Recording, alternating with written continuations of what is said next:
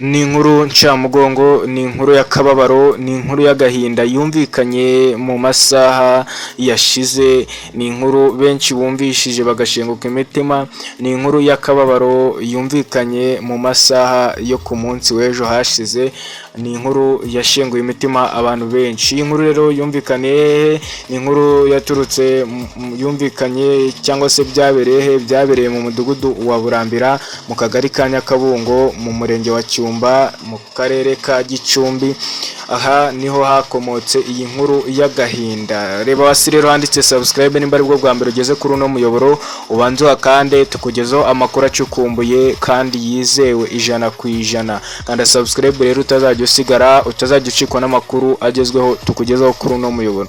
Ibi rero byabereye hehe? Iyi nkuru ivugwa ni inkuru y'urupfu rw'abana batatu bo mu muryango umwe, harimo Dufitumukiza Fiston w'imyaka 16, Ishimwe Regis w'imyaka 13 ndetse na Singizimana Sharif Patrick w'imyaka 5. Abakaba bari abana bo mu muryango umwe bitabye Imana ku itariki 16 n'ubundi z'uku kwezi, ubwo hari kuwa kabiri. Aba bana rero uko ari batatu, ababyeyi babo ari bo Nsabimana Jean Marie Vianney ndetse na Musanabera Anne Marie, ni abana bari kumwe n'umubyeyi wabo ubwo bari bagiye gushaka inkwi ku munsi wo kuwa kabiri. Bageze ahari igisasu cyangwa se grenade maze baragikinisha kirabaturikana, bose uko ari batatu bahita twari turi mu rugo tugiye twumva igisasu kiraturitse, ariko mu kanya gato nibwo naje kumva abantu bambwira bati nyamara muramu wawe wagize ibyago, ati abana be igisasu kirabahitanye.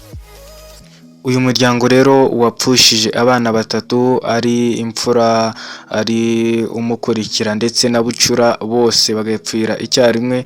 Tuboneyeho no kwihanganisha, ni ibihe bitoroshye, ni ibihe bikomeye barimo baracamo.